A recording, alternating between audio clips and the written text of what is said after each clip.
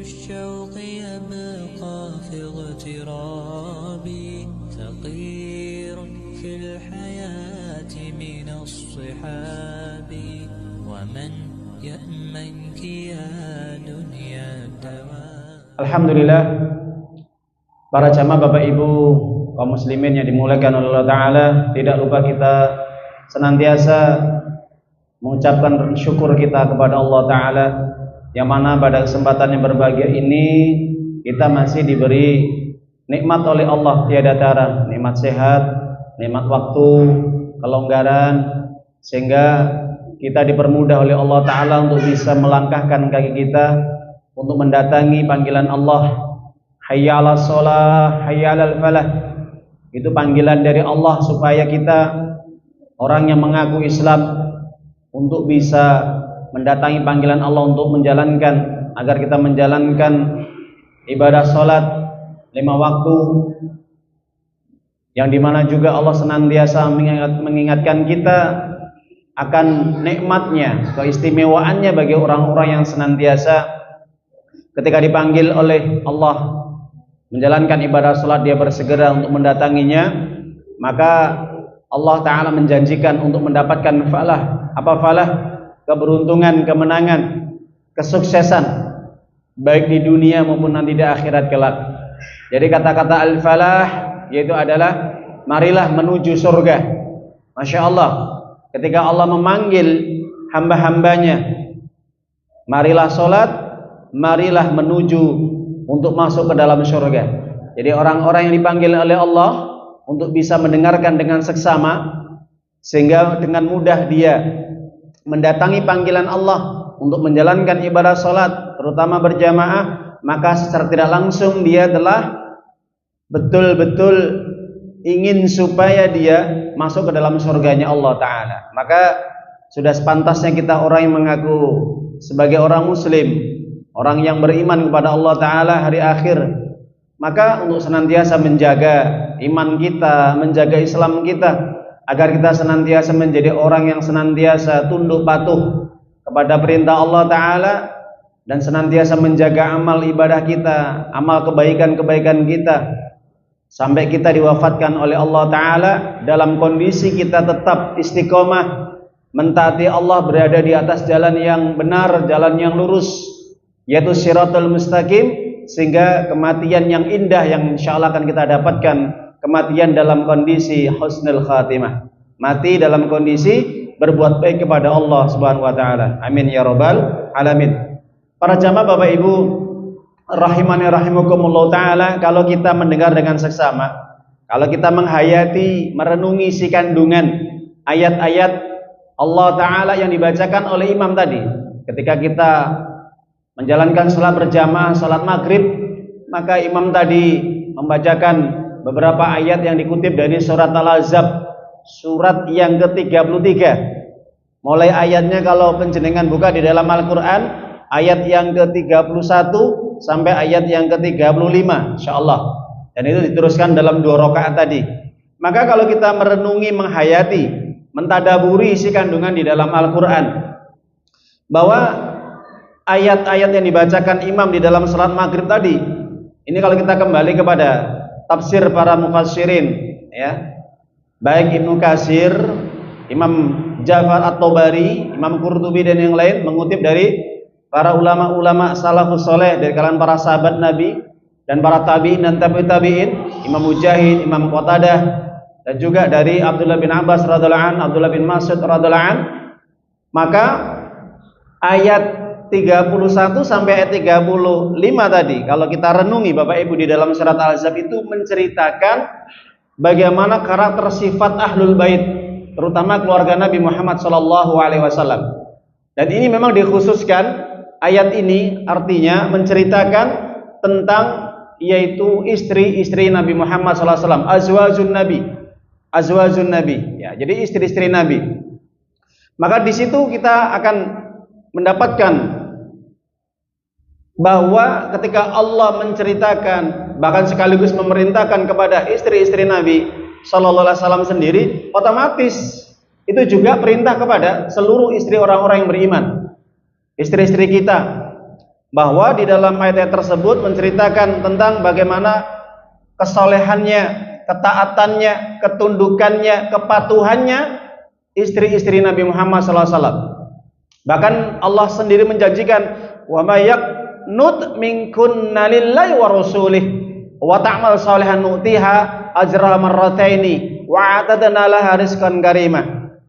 Bahkan diawali dengan ayat tersebut, siapapun orang yang yaknut, qanata yaknutu, kunut. Apa kunut? Maka Abdullah bin Abbas menjelaskan bahwa lafdun kunut di dalam ayat-ayat Allah itu, kata Abdullah bin Abbas ya, seorang sahabat Nabi, ahli tafsir mengatakan setiap kata-kata lafaz kunut atau qanata yaknutu itu adalah menunjukkan tentang ketaatan. Menunjukkan apa? Yaitu ketaatan, kepatuhan, ketundukan seseorang kepada Allah Subhanahu wa taala. Itu namanya kunut. Meskipun nanti ada penjelasan versi kunut, lafaz kunut di dalam surat Al-Baqarah 238, wa qumu lillahi qanitin, hendaknya kau berdiri menghadap Allah dengan kunut. Maka para ahli tafsir mengatakan kunut di situ maknanya adalah ragamnya banyak sekali pengertiannya dari para ulama-ulama tafsir ya, dan ulama-ulama ahli hadis atau ulama ahli bahasa. Bisa kunut itu adalah ketaatan, kunut itu adalah panjangnya berdiri di dalam salat, kunut adalah khusyuk dan tumakninah. Ya, jadi itu makna kunut. Jadi macam-macam Bapak Ibu. Nah, maka maksud ayat tersebut kunut adalah ketaatan kepada Allah Taala. Siapa? Istri-istri Nabi dan juga istri-istri orang yang beriman. Siapapun mereka yang taat kepada Allah dan Rasulnya, mengikuti aturan di dalam Al-Quran dan Sunnah Rasulnya, maka Allah menjanjikan akan diberi 2 pahala. Kalau dia mau beramal soleh, taat, patuh, tunduk kepada Allah dan Rasulnya sesuai dengan petunjuk di dalam Al-Quran dan Sunnah Rasulnya, maka akan diberi pahala 2 kali. Bahkan disediakan pada mereka rizqan karimah, kenikmatan yang luar biasa. Jadi Bapak Ibu, meskipun ayat ini menceritakan istri-istri Nabi, juga berlaku kepada seluruh wanita-wanita yang beriman yang salihah. Jadi Bapak Ibu yang dimuliakan Allah Ta'ala, itu Allah mengawali tentang bagaimana siapapun wanita yang mau taat kepada Allah dan Rasulnya, maka akan diberi pahala yang berlipat-lipat. Bahkan ayat yang kedua, ayat yang berikutnya masih 32, di situ Allah menyampaikan bahwasanya sebagai wanita itu memang pada dasarnya memiliki karakter sifat yang lembut. Meskipun wanita itu punya sifat yang lembut, ya, lemah lembut, gemulai dan yang lainnya, maka ada larangan yang ditegaskan oleh Allah. Kata Allah Ta'ala apa?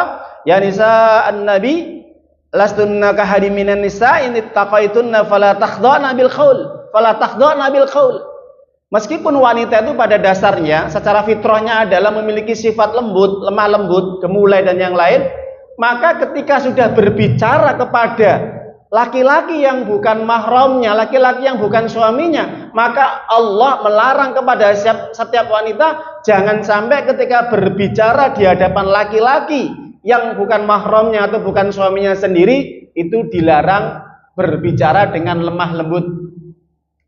Bagaimana? Maka para ahli tafsir Imam Qatadah, Imam Mujahid, Ikrimah, Mujahid bin Jabar dan yang lainnya, kalau kata-kata falahdha'na bil qaul adalah hendaknya engkau bersuara yang tegas di hadapan laki-laki yang bukan suamimu, agar nanti tidak menimbulkan fitnah, agar nanti tidak menimbulkan sesuatu yang nanti bisa memancing adanya rasa ketertarikan kepada wanita tersebut, yang ketika wanita tersebut berbicara dengan lemah lembut, dengan gemulai dan yang lainnya. Jelas Bapak Ibu? Sampai seperti itu ya. Itu kalau wanita berbicara kepada selain suaminya ataupun selain mahramnya. Nah, ini tegas kata Allah Ta'ala. Ya, maka hendaknya berbicara yang baik, yang santun. Dan yang ketiga, 33 maksudnya, ayat ini menjelaskan hendaknya wanita sebaiknya tetap di rumah kalau tidak ada keperluan yang sangat mendesak. Wa qarna fi buyutikunna wa la tabarrusna tabarrujal jahiliyatil ula. Hendaknya wanita mereka tetap tinggal di rumah-rumah mereka itu lebih terjaga kehormatannya. Apabila mereka keluar rumah, maka hendaknya keluar rumah satu dengan izin suaminya, yang kedua ada keperluan yang syar'i, yang ketiga tidak menimbulkan fitnah. Ketika keluar rumah, ini kata Allah Ta'ala dikatakan wala tabarrajna tabarrujal jahiliyatil ula. Ketika mereka keluar rumah, jangan sekali-kali mereka bertabaruj. Mana tabaruj para jamaah Bapak Ibu? Tabaruj ya, sebagaimana para ahli tafsir Ibnu Katsir mengatakan adalah mereka ketika berjalan di hadapan laki-laki, mereka berlenggak-lenggok. Mereka menampakkan auratnya, mulai rambutnya, lehernya, dadanya, sampai kakinya, di atas kedua mata kaki. Nah, itu yang dikatakan tabarut. Sebagian ahli tafsir, ahli hadis juga, Syekh Albani mengatakan tabarut itu adalah wanita yang suka bersolek setiap dia keluar rumah dalam rangka untuk supaya apa Pak Bu? Diperhatikan sama laki-laki ajnabi, laki-laki yang bukan mahramnya atau suaminya, sehingga mencuri pandang, ya, supaya laki-laki yang melihat memandangnya itu tertarik dengan tubuhnya, dengan pakaiannya, dengan modelnya, sikapnya, perilakunya ketika dia keluar rumah. Itu namanya tabaruj. Nah, tadi Bapak Ibu, memang Nabi SAW menyatakan dalam hadis bahwa kebanyakan di neraka itu memang kebanyakan aksaruha anisa, kebanyakan penduduk neraka itu wanita. Kebanyakan penduduk neraka adalah wanita. Selain wanita itu kufur kepada suaminya, tidak bersyukur kepada suaminya, kebanyakan terutama di akhir zaman sekarang ini yang kalau kita rasakan Bapak Ibu ya, kita lihat di sekeliling masyarakat kita, yang memancing fitnah siapa? Yang menimbulkan fitnah siapa? Wanita. Sehingga terjadinya berbagai kerusakan, terutama kerusakan moral, terjadinya pergaulan bebas, munculnya pergaulan bebas, sampai terjadinya banyaknya apa? Perzinahan. Maka kata Allah, untuk menutup rapat-rapat terjadinya pergaulan bebas, terjadinya fitnah, perbuatan fahish, perbuatan keji, zina dan yang semisalnya, maka kata Allah di dalam surat Al-Ahzab 33, jangan sekali-kali wanita ketika keluar rumah itu dia bertabaruj, bersolek, macak berlebihan, sehingga akan tampak daripada apa? Auratnya. Jelas Bapak Ibu ya? Ini penting. Makanya kalau kita memahami ayat-ayat Allah ini penting sekali kalau kita resapi. Makanya sampai Nabi mengatakan wattaqud dunya wattaqun nisa. Fa inna awwala fitnati Bani Israil kanat finisa. Hati-hati dengan fitnah yang membuat kamu terlena, yaitu berupa dunia, harta, dan yang kedua apa? Yang membuat kamu terlena dari mentaati Allah, yaitu wanita. Kebanyakan laki-laki bisa terjerumus dalam perzinahan, pergaulan bebas karena apa? Wanita. Hati-hati Bapak Ibu, ini penting sekali ya. Maka dari sini kita bisa mengambil pemahaman dari para ulama-ulama tafsir bahwa ketika wanita sudah mereka berani tabaruj ketika keluar rumah, menampakkan apa yang tidak diperbolehkan dari tubuh wanita yang harusnya ditutup-tutupi, disembunyikan, maka yang jelas ini akan muncul fitnah, timbulnya fitnah, apa? Perbuatan zina. Kenapa? Karena memang dipancing, diawali dari wanita tadi. Sampai Nabi mengatakan innal mar'auta auratun. Wanita itu seluruhnya adalah aurat, mulai ujung rambut sampai ujung kaki. Idza kharajat istadfar syaitan. Kalau wanita itu sedang keluar rumah, maka syaitan itu sudah ngintip-ngintip, ya. Syaitan itu sudah betul-betul ancang-ancang Pak Bu nggih. Jadi di luar itu rumah, wanita kalau sudah keluar rumah, setan itu sudah nongkrong dia. Wes ngenteni nunggu. Lah ketika wanita keluar rumah yang terjadi apa? Setan akan menghiasi wanita tersebut dengan hal-hal yang itu bisa menggoda laki-laki yang dilewatinya. Mempercantik dirinya, memperindah tubuhnya, memamerkan auratnya dan sebagainya. Itu yang dimaksud istasfaratu syaitan. Syaitan berusaha untuk membuat laki-laki tergoda dengan wanita yang keluar rumah tadi. Ini pentingnya kita belajar, Pak Bu, ya, kandungan-kandungan di dalam ayat-ayat Allah Subhanahu wa taala. Makanya penting di sini kita belajar memahami Al-Qur'anul Karim. Ya, itu yang ketiga. Jadi hati-hati terutama ibu-ibu, wanita-wanita ketika sedang keluar rumah, kalau dia betul-betul punya keimanan yang baik, yang benar ya, punya akidah yang benar, amal soleh, menjaga kehormatannya, menjaga kemuliaannya, maka jangan sekali-kali ketika keluar rumah yaitu dengan bersolek, mempercantik diri, menampakkan auratnya ya, terutama ketika keluar rumah pakai parfum, minyak wangi yang bisa menggoda laki-laki. Maka Rasulullah mengatakan ayyuma imra'atin, tidak ada wanita yang dia mana menggunakan minyak wangi kemudian tujuannya agar supaya tercium baunya oleh laki-laki yang dilewatinya, maka yang terjadi apa? Fayazaniyah, maka dia seperti wanita bezina. Seperti wanita apa?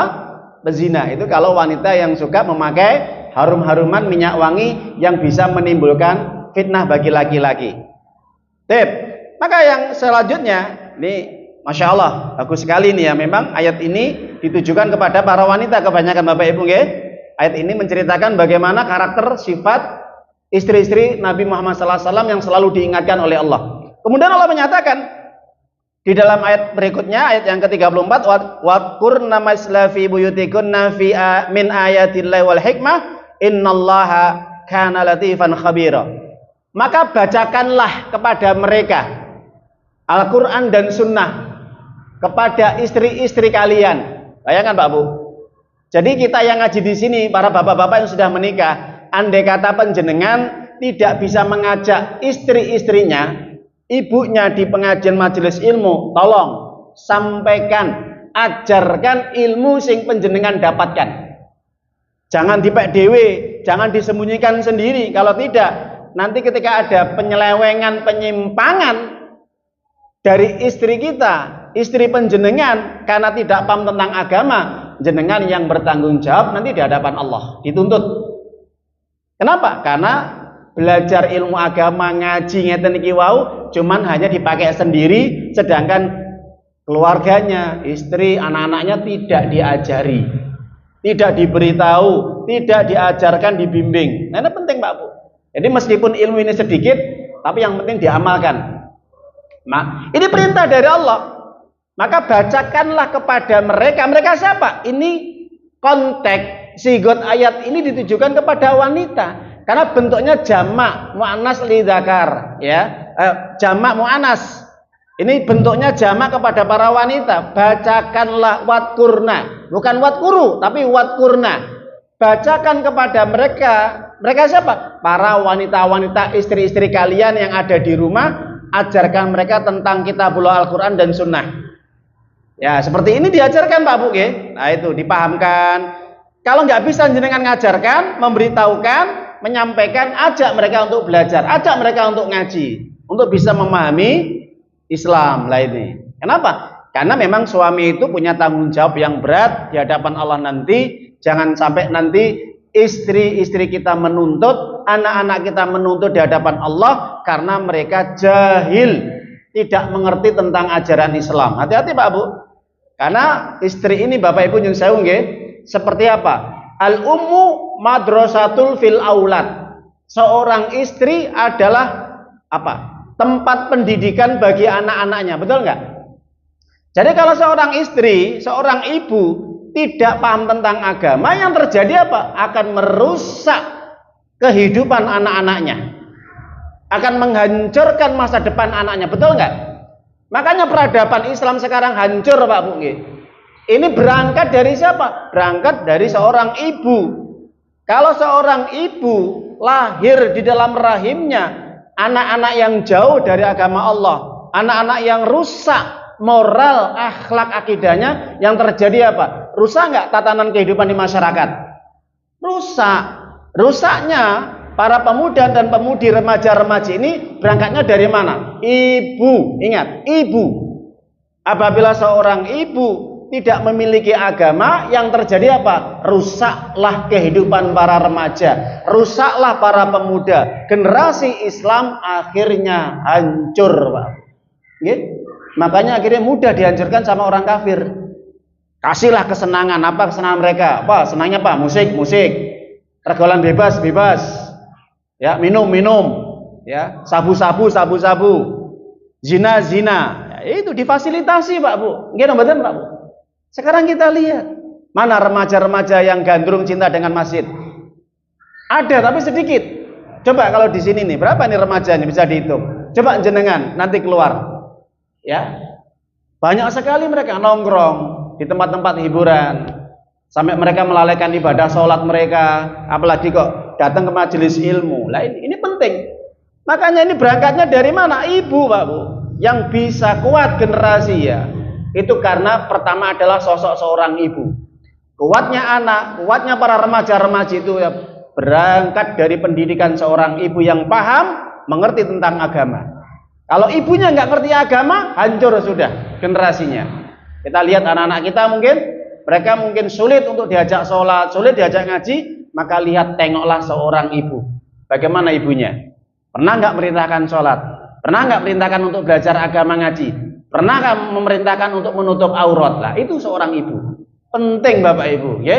Karena nanti dituntut kita sebagai seorang suami, seorang ibu, nanti di hadapan Allah akan ditanya oleh Allah ketika dikasih amanah anak, bagaimana dia mengolahnya, bagaimana dia menjaganya, bagaimana dia memeliharanya, bagaimana dia mendidik dan membimbingnya. Yang terakhir, ini pentingnya kita belajar ngaji, ya. Kita pahami tadi. Maka di situ sifat karakter orang-orang muslim, laki-laki, perempuan yang beriman, yang taat, yang jujur, yang sabar, yang khusyuk di dalam sholatnya, yang suka bersedekah, yang gemar berpuasa, yang menjaga kemaluan mereka, aurat mereka, dan menjaga juga zikir mereka kepada Allah, mengingat Allah dengan menjaga sholat 5 waktunya dan sebagainya. Masya Allah, ini karakter orang-orang yang akan diberi ampunan dan pahala yang besar. Nanti Bapak Ibu bisa dibuka lagi penjelasan saya tadi, yaitu surat Al-Ahzab ayat yang 31 sampai 35, itu menceritakan bagaimana sifat karakter wanita-wanita yang beriman. Meskipun ayat ini asbabun nuzulnya diturunkan kepada istri-istri Nabi, tapi insya Allah ini berlaku kepada seluruh wanita-wanita yang beriman. Itu yang kami sampaikan, semoga ini bisa memberikan manfaat yang besar.